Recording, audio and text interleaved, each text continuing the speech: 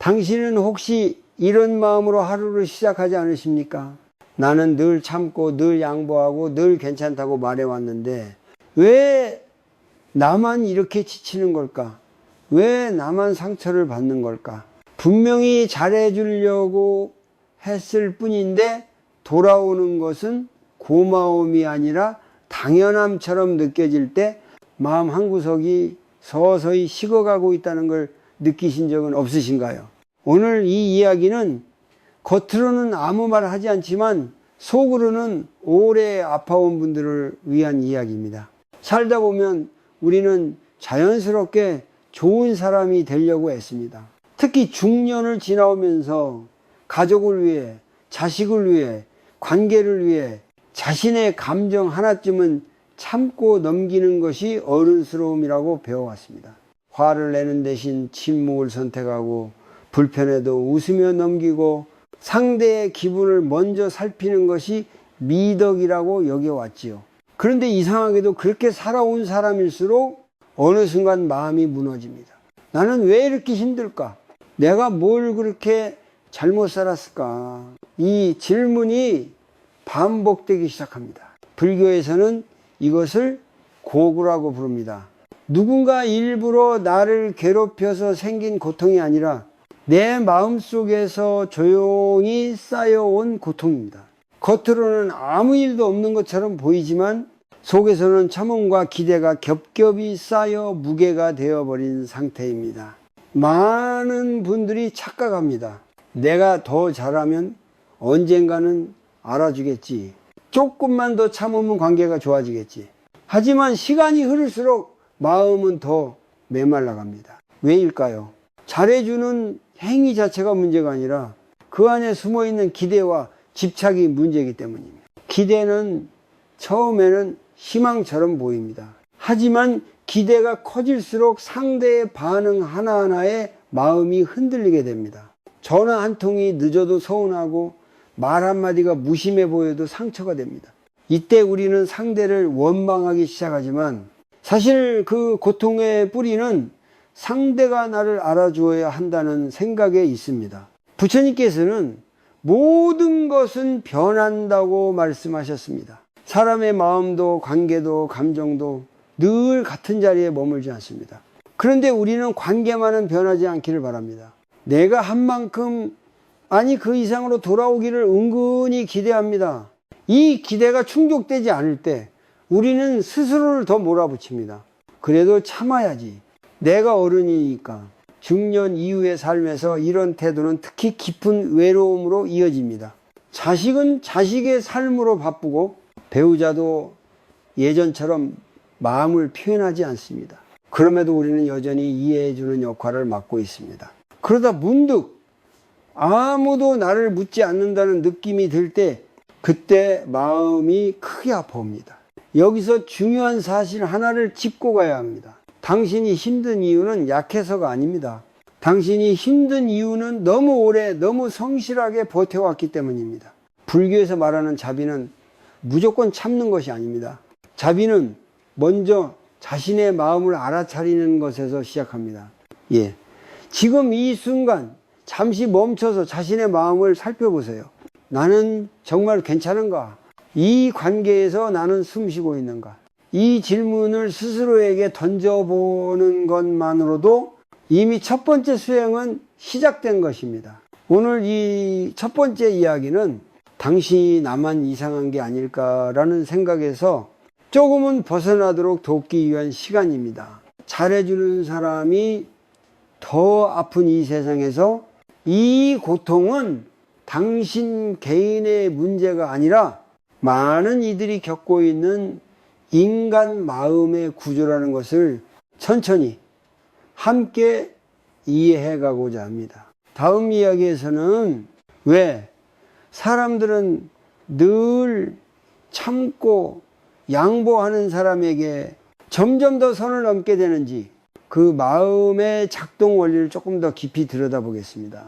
지금은 그저 나만 그런 게 아니구나. 이 한 문장만 마음에 남기셔도 충분합니다. 그것으로 오늘은 괜찮습니다. 왜일까요? 왜 늘 참고 양보하는 사람 곁에서는 말이 점점 거칠어지고 태도가 점점 무뎌질까요? 처음부터 무례했던 사람보다 오히려 처음에는 고마워하던 사람이 어느 순간부터 당연하게 대하는 경우가 더 많습니다. 이 질문은 많은 중년의 마음속에 오래 남아 있습니다. 불교에서는 인간의 마음을 익숙함에 쉽게 잠드는 것이라고 설명합니다. 처음에는 따뜻함에 감동하지만 그 따뜻함이 반복되면 그것이 배려였다는 사실을 잊어버립니다. 마치 늘 떠 있는 해를 더 이상 바라보지 않듯 늘 곁에 있는 사람의 마음도 점점 보이지 않게 됩니다. 이 가족 관계에서 특히 그렇습니다. 부모가 늘 해주던 밥, 늘 들어주던 이야기, 늘 대신 해결해 주던 문제들. 처음에는 고맙다는 말이 있었지만 시간이 지나면 그게 당연한 거 아닌가라는 분위기가 됩니다. 그 순간부터 배려는 권리가 되고 희생은 의무처럼 여겨지기 시작합니다. 이때 많은 분들이 스스로를 탓합니다. 내가 너무 만만해 보였나? 처음부터 더 강하게 말했어야 했나? 하지만 문제의 핵심은 성격이나 말투가 아닙니다. 문제는 경계가 없는 친절에 있습니다. 사람의 마음은 이상하게도 선이 명확할 때 오히려 편안함을 느낍니다. 어디까지가 괜찮고 어디부터는 불편한지 알고 있을 때 관계는 안정됩니다. 하지만 늘 괜찮다, 상관없다고 말하는 사람 앞에서는 상대도 점점 기준을 잃게 됩니다. 이 선을 넘는 것이 잘못이라는 감각 자체가 흐려지는 것입니다. 또 하나 중요한 이유가 있습니다. 사람은 스트레스를 받을 때 가장 안전하다고 느끼는 대상에게 감정을 풀어냅니다. 밖에서는 참고 버티다가 집에서는 말이 날카로워지고 가까운 사람에게 짜증을 내는 경우가 그렇습니다. 그 대상이 바로 늘 이해해주고 감싸주던 사람일 때가 많습니다. 이것은 사랑이 있어서가 아니라 이 사람은 떠나지 않을 거이라는 믿음 때문입니다. 아이러니하게도 그 믿음이 깊을수록 상대의 마음은 더 쉽게 다루어집니다. 그래서 늘 잘해주던 사람이 가장 쉽게 상처받는 자리에 놓이게 됩니다. 불교에서 말하는 무명은 이런 상태를 가리킵니다. 상대가 악해서라기보다 자신의 행동이 어떤 결과를 낳는지 모르는 상태. 상대는 나의 친절을 무시하는 것이 아니라 그 친절의 무게를 느끼지 못하고 있는 것입니다. 그렇다면 우리는 어떻게 해야 할까요? 더 차갑게 굴어야 할까요? 아니면 아예 마음을 닫아야 할까요? 아닙니다.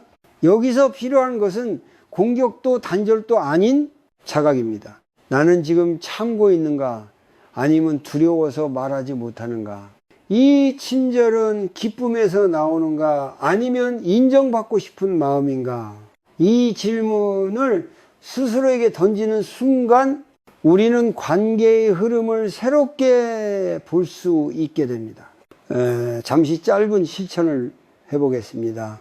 지금 눈을 감고 오늘 하루 누군가에게 괜찮다고 말했던 순간을 떠올려 보세요. 그때 마음속에서는 어떤 감정이 올라왔나요? 정말 편안했나요? 아니면 아주 작은 불편함이 함께 있었나요? 그 불편함을 느꼈다면 그것이 바로 당신 마음이 보내는 신호입니다. 불교에서 말하는 수행은 산속에 들어가 앉아 있는 것만을 의미하지 않습니다. 이렇게 일상 속에서 자신의 마음을 알아차리는 것, 그 자체가 수행입니다. 알아차림이 생기면 우리는 더 이상 자동으로 참고만 살지 않게 됩니다. 오늘 이 부분에서 꼭 기억하셨으면 한 가지가 있습니다. 사람들이 당신을 무시해서 상처받은 것이 아니라 당신이 너무 오래 자신을 뒤로 밀어왔기 때문에 그 상처가 깊어진 것입니다. 이 사실을 이해하는 순간 자책은 조금씩 힘을 잃게 됩니다. 다음 이야기에서는 그렇다면 우리는 어디까지가 건강한 친절이고 어디서부터가 나를 해치는 착함인지 불교의 관점에서 조금 더 분명하게 살펴보려 합니다. 그 경계를 알게 되는 순간 관계는 완전히 달라지기 시작합니다. 지금은 그저 이건 내 잘못만은 아니었구나. 이 한 생각으로 마음을 쉬게 해주세요. 그것으로 충분한 시간입니다. 착한 것이 잘못일까요? 남을 배려하고 먼저 이해하려 했던 그 마음이 정말로 인생을 힘들게 만든 원인일까요? 많은 분들이 어느 순간부터 내가 너무 착해서 이런 걸까라는 질문을 스스로에게 던집니다. 하지만 이 질문 속에는 이미 깊은 오해가 숨어 있습니다. 불교에서는 선산을 단순히 남에게 잘해주는 행위로 보지 않습니다. 선이란 내 마음이 어둡지 않은 상태를 말합니다. 다시 말해 나를 속이지 않고 내 감정을 외면하지 않는 삶이 선입니다. 근데 우리는 오랫동안 착함을 나를 지우는 것과 혼동해 왔습니다. 가족 안에서 이런 모습은 아주 흔합니다. 부모라는 이유로, 형이나 누나라는 이유로, 혹은 오래 함께 살아온 배우자라는 이유로 자신의 감정을 뒤로 미루는 것이 당연하다고 여깁니다. 불편해도 말하지 않고 서운해도 표현하지 않으며 내가 참으면 되지라는 말로 마음을 눌러왔습니다. 처음에는 그 선택이 성숙처럼 느껴집니다. 갈등을 만들지 않으니까요. 분위기를 깨지 않으니까요. 하지만 시간이 흐를수록 그 착함은 점점 무거운 짐이 됩니다. 웃고 있지만 속은 말라가고 괜찮다고 말하지만 마음은 점점 다칩니다. 불교에서는 이것을 집착이라고 설명합니다. 상대에게 집착해서가 아니라 좋은 사람으로 남아야 한다는 이미지에 집착하는 마음입니다. 이 집착은 아주 교묘해서 스스로를 희생하면서도 그것이 미덕이라고 믿게 만듭니다. 그리고 그 믿음이 깊어질수록 고통도 함께 깊어집니다. 중년 이후에 이 고통이 더 크게 느껴지는 이유가 있습니다. 젊을 때는 에너지가 많아. 조금의 무리는 견딜 수 있습니다. 하지만 나이가 들수록 마음의 여력은 줄어듭니다. 그런데도 예전과 같은 방식으로 계속 나를 밀어내며 살아가면 마음은 반드시 신호를 보냅니다. 무기력, 분노, 공허함, 이유 없는 눈물 같은 모습으로 말입니다. 여기서 중요한 전환이 필요합니다. 착함을 버리라는 말이 아닙니다. 냉정해지라는 말도 아닙니다. 불교에서 말하는 지혜는 착함의 중심을 더하는 것입니다. 즉 나를 잃지 않는 친절입니다. 예를 들어 이런 상황을 떠올려 보세요. 누군가 부탁을 했을 때 몸도 마음도 이미 지쳐 있는데 거절하면 미안할 것 같아. 습관처럼 괜찮아 라고 말하는 순간, 이때 정말 괜찮았다면 그 친절은 따뜻한 선입니다. 하지만 마음 한편이 무거웠다면 그것은 이미 나를 해치는 착함입니다. 부처님께서는 고통은 외부에서 오기보다 내 마음의 작용에서 비롯된다고 하셨습니다. 억지로 웃는 마음, 참고 견디는 마음, 알아주기를 바라는 마음이 겹칠수록 그것은 선이 아니라 고가 됩니다. 그래서 이 시점에서 필요한 것은 자신을 나쁘게 만드는 용기가 아니라 자신을 솔직하게 바라보는 용기입니다. 나는 지금 왜 이걸 하고 있는가? 이 행동이 나를 살리는가? 아니면 소모시키는가?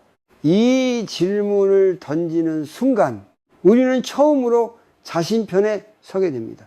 짧은 실천을 하나 제안드리겠습니다. 오늘 하루 무언가를 해주기 전 마음속으로 잠시 이렇게 물어보세요. 지금 이 선택을 해도 내 마음은 괜찮은가? 대답이 망설여진다면 그 망설임 자체를 존중해 보세요. 그것이 바로 자비의 시작입니다. 자비는 남을 위해 자신을 없애는 것이 아닙니다. 자비는 나를 해치지 않는 선에서 타인을 대하는 태도입니다. 이 균형이 무너질 때 아무리 착해도 관계는 병들기 시작합니다. 오늘 이 이야기를 통해 당신이 꼭 기억하셨으면 하는 한 가지가 있습니다. 당신은 착해서 아픈 것이 아닙니다. 당신은 너무 오래 자신을 돌아보지 못한 채 착함만을 붙잡고 살아왔을 뿐입니다. 다음 이야기에서는 이 착함 속에 숨어있는 기대가 어떻게 마음을 더 깊이 상처 입히는지, 그리고 그 기대를 어떻게 내려놓을 수 있는지 천천히 함께 살펴보겠습니다. 지금은 그저 나를 지키는 친절도 필요하구나, 이 한 생각을 마음에 남겨두셔도 충분합니다. 우리는 종종 이렇게 말합니다. 나는 기대하지 않았어. 하지만 마음 깊은 것을 가만히 들여다보면 사실은 작은 기대 하나를 꼭 쥐고 있는 경우가 많습니다. 알아주길 바라는 마음, 이해해 주길 바라는 마음, 적어도 이 정도는 해주길 바라는 마음, 이 기대는 소리 없이 자라나 어느 순간 가장 큰 상처가 되어 돌아옵니다. 불교에서는 이 상태를 집착에서 비롯된 고라고 말합니다.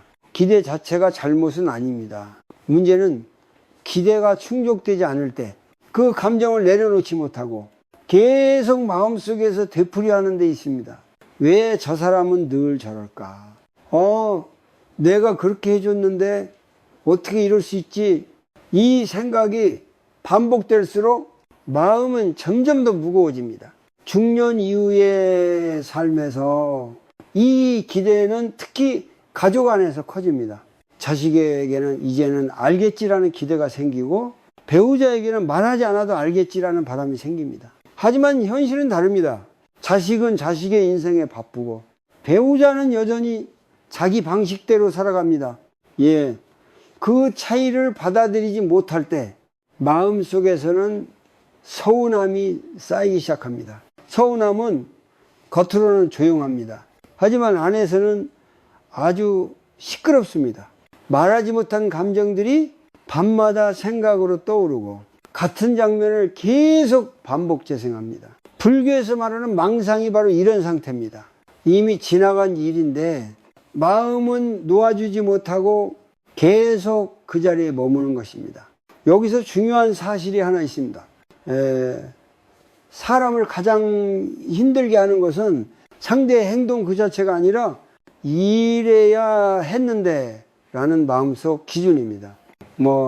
기대는 기준을 만들고 그 기준이 어긋날 때 우리는 스스로를 괴롭히게 됩니다. 부처님께서는 고통을 없애는 가장 빠른 길은 세상을 바꾸는 것이 아니라 마음을 보는 것이라고 하셨습니다. 상대를 바꾸려 하면 끝이 없지만 기대를 알아차리면 그 순간부터 고통은 힘을 잃기 시작합니다. 이 지점에서 많은 분들이 두려워합니다. 기대를 내려놓으면 사람을 사랑하지 않는 게 아닌가, 아무것도 바라지 않으면 관계가 더 멀어지지 않을까. 하지만 내려놓는다는 것은 차갑게 포기하는 것이 아닙니다. 내려놓는다는 것은 내 마음을 더 이상 쥐어짜지 않겠다는 선택입니다. 예를 들어 이런 상황을 떠올려 보세요. 자식에게 전화가 오길 기다리며 하루 종일 휴대폰을 확인하다가 결국 아무 연락도 없을 때 느끼는 허탈함, 이때 마음은 두 번 아픕니다. 한 번은 연락이 없어서, 또 한 번은 왜 나는 이렇게까지 기다렸을까라는 자책 때문에. 기대를 내려놓는다는 것은 연락이 오지 않아도 내 하루의 평온을 지키는 것입니다. 불교에서 말하는 무상무상은 모든 것이 변한다는 사실을 받아들이는 지혜입니다. 사람의 마음도 관계의 온도도 지금 이 순간도 붙잡을 수 있는 것은 아무것도 없습니다. 이 사실을 받아들이는 순간 우리는 조금 더 가벼워질 수 있습니다. 여기서 짧은 실천을 하나 해보겠습니다. 지금 조용히 숨을 한번 깊게 들이마셨다가 천천히 내쉬어보세요. 그리고 마음속으로 이렇게 말해봅니다. 지금 이 순간 내가 기대하고 있는 것은 무엇인가? 사람일 수도 있고 말 한마디일 수도 있고 태도 하나일 수도 있습니다. 그 기대를 알아차렸다면 억지로 없애려 하지 말고 그저 바라보기만 하세요. 기대는 억지로 없앨수록 더 강해집니다. 하지만 바라보기 시작하면 자연스럽게 느슨해집니다. 이것이 불교에서 말하는 놓아버림이 아닌 내려놓음입니다. 기대를 내려놓는다고 해서 관계가 모두 사라지는 것은 아닙니다. 오히려 기대가 줄어들수록 상대의 모습이 더 또렷하게 보이기 시작합니다. 그리고 그때 비로소 이 사람과 이 정도의 거리가 나에게 맞는구나 라는 판단이 가능해집니다. 오늘 이 부분에서 꼭 기억하셨으면 합니다. 당신을 아프게 한 것은 사람이 아니라 사람에게 걸어두었던 마음의 무게였습니다. 그 무게를 조금 내려놓는 것만으로도 삶은 훨씬 숨쉬기 쉬워집니다. 다음 이야기에서는 이렇게 내려놓지 못한 마음이 어떻게 습관적인 참음으로 굳어지고 그 참음이 어떻게 타인의 경계를 흐리게 만드는지 조금 더 깊이 들여다보겠습니다. 지금은 그저 기대하지 않아도 괜찮다. 이 한 문장을 숨처럼 가볍게 마음에 올려두세요. 참는 마음은 처음에는 미덕처럼 보입니다. 분위기를 지키고 관계를 유지하고 불필요한 다툼을 피하게 해주기 때문입니다. 하지만 이 참음이 오래 반복되면 어느 순간부터는 습관이 됩니다. 그리고 습관이 된 참음은 타인에게 보이지 않는 신호를 보내기 시작합니다. 이 정도는 괜찮다. 이 선까지는 넘어와도 된다. 말로 한 적은 없지만 행동으로 계속 허락해온 결과입니다. 불교에서는 이것을 무의식적인 업복의 반복이라고 설명합니다. 의도하지 않았지만 같은 선택을 반복하면서 같은 결과를 불러오는 상태입니다. 중년의 삶에서 이 모습은 특히 뚜렷합니다. 가족 안에서, 직장이나 오래된 인간관계 안에서 늘 양보하는 역할을 맡아온 사람은 자신도 모르게 기준 없는 사람이 됩니다. 언제 부탁해도 되고 언제 감정을 쏟아내도 되는 사람. 상대는 악의가 없을 수도 있지만 그 결과는 분명합니다. 경계가 흐려지고 존중도 함께 흐려집니다. 여기서 많은 분들이 착각합니다. 상대가 너무 무례해졌어. 물론 그럴 수도 있습니다. 하지만 동시에 돌아봐야 할 질문이 하나 있습니다. 나는 언제부터 불편함을 느끼면서도 괜찮다고 말해왔을까? 이 질문은 상대를 비난하기 위한 것이 아니라 나 자신을 이해하기 위한 질문입니다. 불교에서는 고통은 관계에서 생기지만 해결은 마음에서 시작된다고 말합니다. 상대의 태도를 당장 바꾸기는 어렵지만 내가 어떤 태도를 반복해왔는지는 지금 이 순간에도 볼 수 있습니다. 참음이 정말 평온에서 나온 것인지 아니면 거절이 두려워서 나온 것인지 그 차이를 알아차리는 것이 중요합니다. 예를 들어 이런 장면을 떠올려 보세요.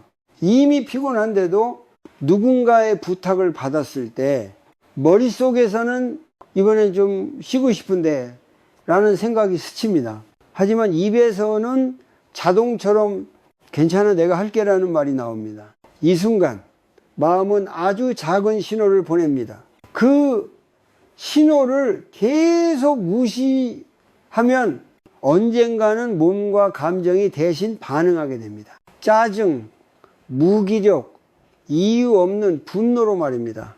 불교에서 말하는 중도는 이런 극단을 피하라는 가르침입니다. 무조건 참는 것도 무조건 밀어내는 것도 아닌 지금 내 마음 상태에 맞는 선택을 하라는 뜻입니다. 그 선택을 가능하게 하는 것이 바로 경계를 세우는 일입니다. 경계는 차가운 벽이 아닙니다. 경계는 관계를 끊기 위한 도구가 아니라 관계를 건강하게 유지하기 위한 기준입니다. 여기까지는 괜찮고 여기서부터는 어렵다. 이 기준이 있어야 상대도 나를 어떻게 대해야 할지 알 수 있습니다.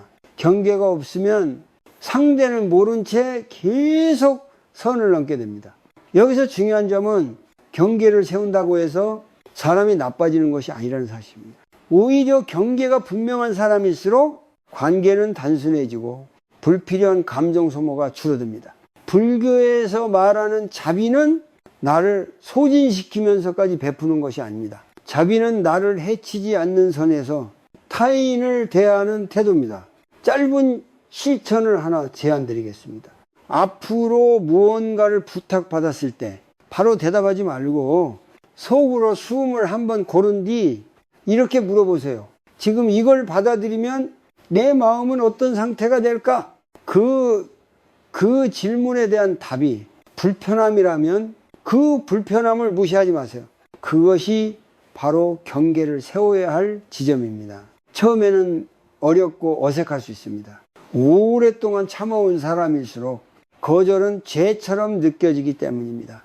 하지만 기억하셔야 합니다. 계속 참아야만 유지되는 관계는 이미 균형이 깨진 관계입니다. 그 관계를 바로잡는 일은 이기심이 아니라 책임입니다. 오늘 이 이야기를 통해 당신이 꼭 알아주셨으면 하는 것이 있습니다. 사람들이 당신을 함부로 대하게 된 이유는 당신의 가치가 낮아서가 아닙니다. 당신이 너무 오래 자신의 선을 지으며 살아왔기 때문입니다. 그 선을 다시 그리는 순간 관계의 공기도 서서히 달라지기 시작합니다. 다음 이야기에서는 이렇게 지치게 만드는 관계를 어디까지 품고 가야 하고 어디에서 내려놓아야 하는지 불교의 노음의 지혜를 통해 조금 더 깊이 이야기해 보려 합니다. 지금은 그저 나에게도 경계가 필요하다. 이 한 문장을 조용히 마음에 남겨두셔도 충분합니다. 우리는 종종 놓는다는 말을 들으면 차갑게 등을 돌리는 장면을 떠올립니다. 관계를 끊고 마음을 닫고 더 이상 신경 쓰지 않겠다고 다짐하는 모습 말입니다. 하지만 불교에서 말하는 노음은 그런 단절과는 전혀 다릅니다. 노음은 버림이 아니라 더 이상 스스로를 소모시키지 않겠다는 선택입니다. 중년 이후의 삶에서 이 선택은 특히 어렵게 느껴집니다. 오랜 시간 쌓아온 관계, 가족이라는 이름, 의리와 책임이라는 말들이 마음을 쉽게 붙잡기 때문입니다. 그래도 내가 아니면 누가 하겠어? 지금 와서 어떻게 손을 떼? 이런 생각이 노음을 가로막습니다. 불교에서는 이것을 집착의 다른 얼굴이라고 말합니다. 상대를 향한 집착이 아니라 내가 맡아온 역할에 대한 집착입니다. 늘 책임지는 사람, 늘 이해하는 사람, 늘 버텨주는 사람이라는 이미지. 그 이미지를 내려놓지 못할수록 마음은 더 깊이 지쳐갑니다. 여기서 꼭 짚고 가야 할 점이 있습니다. 놓는다는 것은 관계를 망치는 행동이 아닙니다. 오히려 놓지 못해서 관계가 서서히 병들어가는 경우가 더 많습니다. 마음이 이미 텅 비었는데도 몸만 그 자리에 남아있는 상태. 그것은 관계가 아니라 소모입니다. 예를 들어 이런 상황을 떠올려 보세요. 늘 연락이 오면 받아주고 힘들다 하면 달려가고 요청을 거절하지 못했던 관계. 하지만 정작 내가 힘들 때는 연락하기 망설여지고 도움을 요청할 마음도 생기지 않습니다. 이때 마음속에서는 이 관계가 정말 나를 살리고 있는가라는 질문이 조용히 떠오릅니다. 그 질문을 외면하는 시간이 길어질수록 마음의 고갈은 더 빨라집니다. 불교에서는 무상을 강조합니다. 모든 인연은 변합니다. 영원히 같은 형태로 유지되는 관계는 없습니다. 그런데 우리는 변화를 인정하지 않으려 애쓰며 억지로 과거의 형태를 붙잡습니다. 그 붙잡음이 바로 고통의 시작입니다. 노움이 필요한 순간은 상대가 나쁘기 때문이 아니라 내가 더 이상 감당할 여력이 없을 때입니다. 이 사실을 인정하는 것은 패배가 아니라 지혜입니다. 부처님께서는 자신을 지키지 못하는 자비는 참된 자비가 아니라고 하셨습니다. 여기서 많은 분들이 죄책감을 느낍니다. 내가 이기적인 건 아닐까? 나만 편해지려고 도망치는 건 아닐까? 하지만 계속 희생해야만 유지되는 관계는 이미 균형을 잃은 관계입니다. 그 균형을 바로잡는 일은 자신뿐 아니라 상대를 위해서도 필요합니다. 잠시 작은 실천을 해보겠습니다. 지금 마음속에 떠오르는 가장 지치게 하는 관계의 하나를 떠올려 보세요. 그리고 이렇게 물어봅니다. 이 관계에서 나는 어떤 역할을 내려놓을 수 있을까? 사람 자체를 끊지 않아도 괜찮습니다. 모든 책임을 지려는 마음, 늘 먼저 나서야 한다는 생각, 항상 괜찮아야 한다는 태도. 이 중 하나만 내려놔도 마음의 숨통은 트이기 시작합니다. 불교에서 말하는 내려놓음은 한 번에 완전히 끝나는 결단이 아닙니다. 작은 선택들이 쌓여 서서히 방향을 바꾸는 과정입니다. 오늘은 한 걸음 물러서고 내일은 한 번 덜 챙기고 그 다음에는 한 번 더 솔직해지는 것. 이 작은 변화들이 나를 다시 나에게로 데려옵니다. 중년 이후의 삶에서는 모든 인연을 품으려 하기보다 어떤 인연을 품고 갈지 선택하는 지혜가 필요합니다. 그 선택은 냉정함이 아니라 삶을 지속 가능하게 만드는 기준입니다. 에너지가 한정된 시기이기에 더더욱 중요합니다. 오늘 이 이야기를 통해 꼭 전하고 싶은 말이 있습니다. 당신이 내려놓아야 할 것은 사람이 아니라 당신을 소진시키는 방식입니다. 그 방식을 바꾸는 순간 관계는 끝이 아니라 새로운 형태로 다시 숨을 쉬게 됩니다. 다음 이야기에서는 이런 변화를 실제로 삶에 적용할 수 있도록 아주 단순하지만 강력한 마음 훈련 하나를 함께 해보려 합니다. 이 훈련은 사람 앞에서 흔들리지 않도록 당신을 지켜주는 기초가 될 것입니다. 당신을 지금은 그저 놓아도 괜찮다, 이 말을 조용히 스스로에게 허락해 주세요. 사람 앞에서 마음이 흔들릴 때 우리는 늘 같은 방식으로 반응해 왔습니다. 순간적으로 참거나 속으로 삼키거나 나중에 혼자서 곱씹으며 스스로를 지치게 만드는 방식입니다. 그래서 이번 부분에서는 생각을 바꾸는 이야기가 아니라 지금 당장 삶에서 써먹을 수 있는 아주 단순한 연습을 함께 해보려 합니다.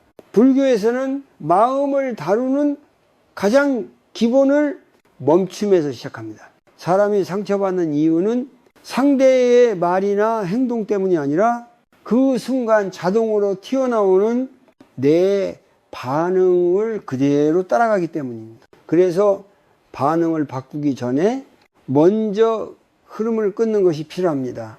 이 연습의 이름은 멈춤, 알아차림, 선택입니다. 어렵지 않습니다. 중년의 삶에 꼭 맞는 방식입니다.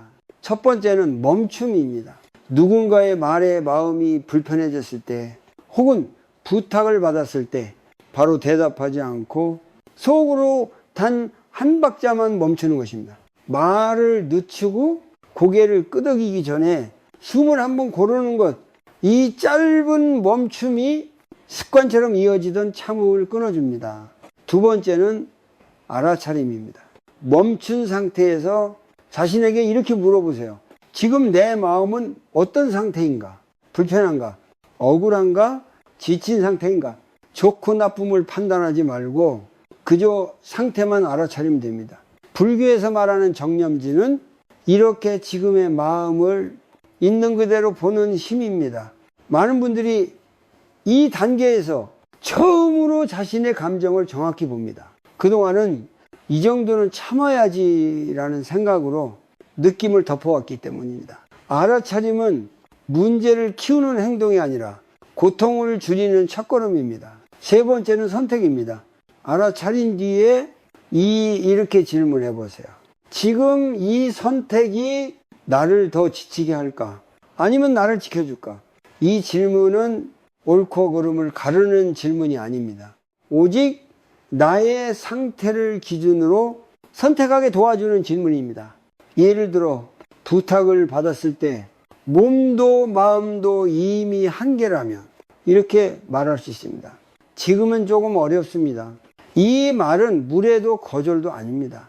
현재의 나를 존중하는 표현입니다. 이 한 문장이 당신의 에너지를 지켜줍니다. 이 연습이 중요한 이유는 사람을 바꾸지 않기 때문입니다. 상대를 설득하지도 않고 관계를 끊지도 않습니다. 오직 나의 반응만 바꿉니다. 그런데 놀랍게도 내 반응이 바뀌면 관계의 흐름도 함께 바뀌기 시작합니다. 불교에서는 업은 반복된 선택이라고 말합니다. 늘 같은 선택을 하면은 늘 같은 고통이 돌아옵니다. 하지만 아주 작은 선택 하나만 달라져도 그 다음에 흐름은 달라집니다. 이 연습은 그 첫 선택을 돕는 도구입니다. 처음에는 어색하고 말을 꺼내는 것이 불안할 수 있습니다. 오랫동안 참고 살아온 분일수록 더 그렇습니다. 하지만 기억하셔야 합니다. 당신은 지금 이기적으로 변하는 것이 아니라 자기 자신에게 처음으로 정직해지는 중입니다. 오늘 하루 단 한 번만 이 연습을 해보세요. 크게 성공하지 않아도 괜찮습니다. 멈췄다는 사실, 마음을 봤다는 사실만으로도 이미 충분합니다. 그것이 바로 이 삶을 바꾸는 수행의 시작입니다. 다음 이야기에서는 이 연습을 하면서 생기는 두려움, 이러다 나쁜 사람으로 보이지 않을까라는 마음의 저항을 어떻게 다루면 좋을지 조용히 함께 이야기해 보겠습니다. 지금은 그저 나는 반응하지 않아도 된다.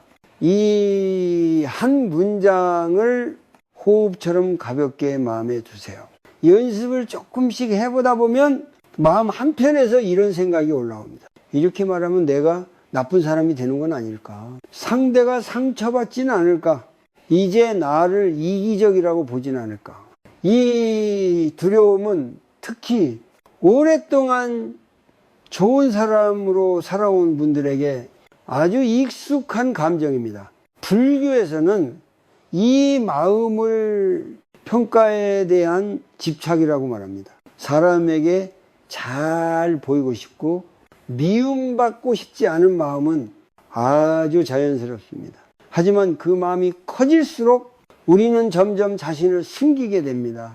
겉으로는 부드러워 보이지만 속에서는 긴장이 풀리지 않는 삶을 살게 됩니다. 중년 이후의 삶에서 이 집착은 더 무겁게 다가옵니다. 이 나이에 사람들에게 좋게 보이는 게 중요하지 않을까? 괜히 말 꺼냈다가 관계가 틀어지면 어쩌지? 이런 생각들이 다시 예전의 참음으로 돌아가게 만듭니다. 그래서 연습을 하다가도 다시 원래 자리로 돌아가게 됩니다. 하지만 여기서 꼭 알아야 할 사실이 있습니다. 모든 사람에게 좋은 사람으로 남는 것은 불가능하다는 사실입니다. 부처님조차 모든 사람에게 이해받지 못했습니다. 칭찬도 받았고 비난도 받았습니다. 그럼에도 부처님께서는 자신의 길을 멈추지 않으셨습니다. 불교에서 말하는 여여루는 칭찬과 비난에 마음이 지나치게 흔들리지 않는 상태를 뜻합니다. 무감각해지는 것이 아니라 내 중심을 잃지 않는 상태입니다. 사람의 평가가 내 삶의 방향을 결정하지 않도록 한 발 떨어져 바라보는 힘입니다. 우리가 경계를 세우기 시작하면 일부 사람들은 불편해할 수 있습니다. 그것은 당신이 나빠졌기 때문이 아니라 그들이 익숙했던 방식이 더 이상 통하지 않기 때문입니다. 이 불편함은 변화가 시작되었다는 신호입니다.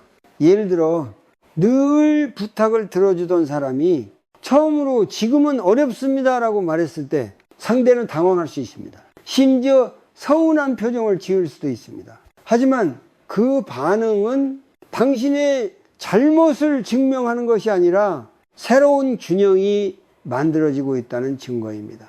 불교에서는 자비를 남을 불편하게 하지 않는 것이라고 보지 않습니다. 자비는 나와 상대 모두를 속이지 않는 태도입니다. 계속 희생하면서 마음속으로 원망하는 것은 겉으로는 착해 보여도 내면에서는 자비가 아닙니다. 이 지점에서 스스로에게 이런 질문을 던져보세요. 이 선택은 나를 지키기 위한 것인가? 아니면 다시 인정받기 위한 것인가? 이 질문은 당신이 다시 옛 습관으로 돌아가지 않도록 중요한 기준이 되어줍니다. 짧은 마음 연습을 하나 더 해보겠습니다. 누군가가 당신의 선택에 불만을 표현했을 때 즉시 해명하려 하지 말고 속으로 이렇게 말해보세요. 지금 이 불편함을 내가 모두 해결할 필요는 없다.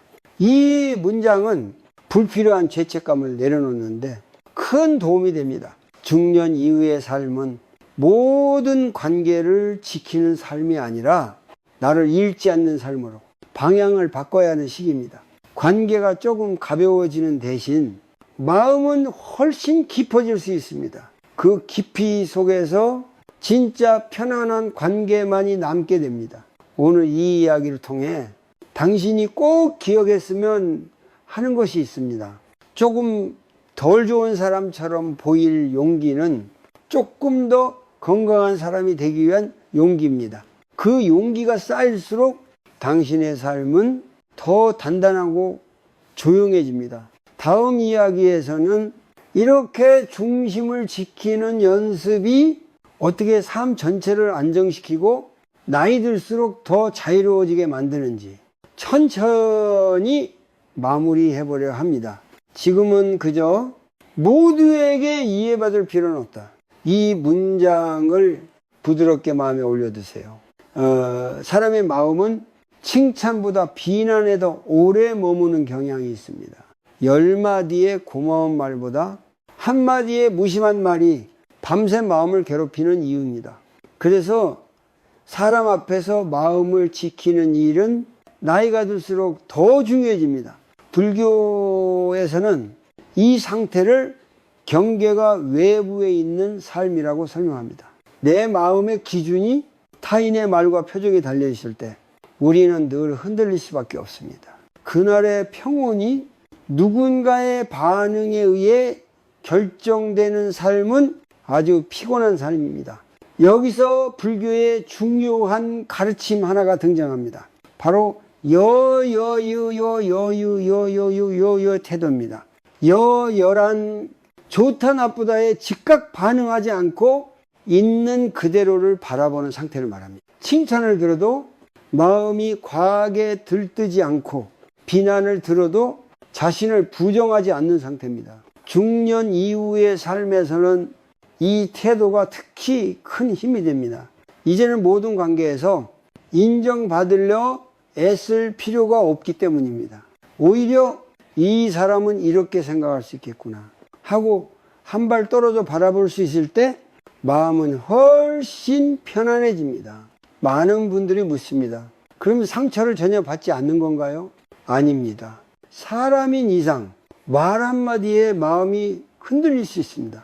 여여는 상처를 없애는 기술이 아니라 상처에 오래 머물지 않는 힘입니다. 예를 들어 누군가가 당신의 선택을 이해하지 못하고 불평을 늘어놓을 때 예전 같으면 그 말이 하루 종일 머릿속을 맴돌았을지도 모릅니다. 하지만 여여의 태도에서는 이렇게 말할 수 있습니다. 저 사람은 저 사람의 시선으로 보는구나. 그리고 그 말은 당신의 마음속 중심까지 들어오지 못합니다. 불교에서는 내가 남의 길을 대신 갈 수 없고 남도 내 길을 대신 갈 수 없다고 말합니다. 각자의 삶에는 각자의 속도와 기준이 있습니다. 이 사실을 받아들이는 순간 비교와 평가에서 조금씩 자유로워집니다. 여기서 작은 실천을 하나 더 나누고 싶습니다. 오늘 누군가의 말에 마음이 흔들렸다면 밤에 잠들기 전 이렇게 스스로에게 말해보세요. 그 말은 그 사람의 마음에서 나온 것이다. 이 문장은 상대의 말을 내 안으로 끌어들이지 않도록 경계를 세워줍니다. 여여한 삶은 무관심한 삶이 아닙니다. 감정이 없어서도 아닙니다. 오히려 감정을 느끼되 그 감정에 끌려가지 않는 삶입니다. 이 태도가 자리 잡으면 사람을 만나도 에너지가 덜 소모됩니다. 중년 이후의 삶은 점점 단순해질수록 깊어질 수 있습니다. 모든 말에 반응하지 않아도 되고 모든 시선을 설명하지 않아도 됩니다. 내 중심이 분명해질수록 삶은 조용해지고 그 조용함 속에서 진짜 평온이 자랍니다. 오늘 이 부분에서 꼭 기억해 두셨으면 합니다. 사람의 말은 잠시 스쳐가는 바람일 뿐입니다. 그 바람에 내 삶의 뿌리를 흔들 필요는 없습니다. 뿌리가 깊으면 바람은 지나갑니다. 다음 이야기는 이 모든 과정을 하나로 정리하며 나이 들수록 더 가볍고 자유롭게 이 살아가는 방향에 대해 마지막으로 함께 나누려 합니다. 지금은 그저 나는 내 중심으로 돌아올 수 있다. 이 문장을 숨처럼 조용히 마음에 담아두세요. 이제 이야기를 천천히 마무리할 시간입니다. 여기까지 함께 걸어오신 당신은 이미 예전과는 다른 자리에 서 있습니다. 사람을 대하는 방식이 달라졌고 무엇보다 자신의 마음을 먼저 바라보는 힘이 조금은 자라났기 때문입니다. 중년 이후의 삶은 더 많이 얻는 삶이 아니라 덜 붙잡아도 괜찮아지는 삶입니다. 젊을 때는 관계도 역할도 책임도 최대한 품고 가야 할 것처럼 느껴졌지만 이제는 다릅니다. 모든 것을 안고 가기에는 삶의 에너지가 한정되어 있다는 사실을 몸과 마음이 먼저 알려줍니다. 불교에서는 이 시기를 선택의 지혜가 필요한 때라고 말합니다. 누구와 함께 할지, 어떤 관계에 에너지를 쓸지, 어디까지 마음을 내어줄지, 이 선택은 냉정함이 아니라 자기 삶에 대한 존중입니다. 이제 당신은 알게 되었습니다. 잘해주는 것만으로 관계가 건강해지지 않는다는 것, 참는 것만으로 사람이 변하지 않는다는 것, 그리고 무엇보다 나를 잃으면서까지 유지해야 할 관계는 이미 관계가 아니라는 사실을 말입니다. 중년 이후의 외로움은 사람이 없어서 생기는 것이 아닙니다. 나를 알아주는 관계가 줄어들 때 생깁니다. 그래서 이제는 많은 사람보다 편안한 사람이 더 중요해집니다. 말하지 않아도 괜찮은 관계, 침묵이 어색하지 않은 관계, 그리고 무엇보다 나 자신과의 관계입니다. 불교에서 말하는 자비는 마지막에 결국 자기 자신에게로 돌아옵니다. 나를 혹사시키는 삶이 아니라 나를 돌보는 삶, 그 삶 위에서만 타인과의 관계도 오래 그리고 건강하게 이어질 수 있습니다. 여기서 마지막으로 아주 짧은 마음 정리를 하나 해보겠습니다. 조용히 숨을 들이마시고 천천히 내쉬면서 이렇게 마음속으로 말해보세요. 나는 충분히 애써왔다. 이제는 조금 가벼워져도 된다. 이 문장은 지금까지 버텨온 당신에게 건네는 허락입니다. 삶의 후반부는 속도를 늦출 수 있는 시간입니다. 모든 말에 반응하지 않아도 되고 모든 기대를 충족시키지 않아도 됩니다. 그 대신 내 마음이 편안한 선택을 하나씩 늘려가면 됩니다. 그것만으로도 삶은 훨씬 부드러워집니다. 오늘 이 긴 이야기를 통해 당신이 꼭 가져가셨으면 하는 것은 기술이나 방법이 아니라 하나의 태도입니다. 나는 나를 지키면서 살아도 괜찮다는 태도. 이 태도가 자리 잡으면 사람은 덜 상처받고 관계는 자연스럽게 정리됩니다. 앞으로도 사람을 만나며 마음이 흔들리는 순간은 있을 것입니다. 그럴 때마다 오늘의 이야기를 떠올려 주세요. 기대는 내려놓고 참음은 줄이고 마음의 중심으로 돌아오는 연습.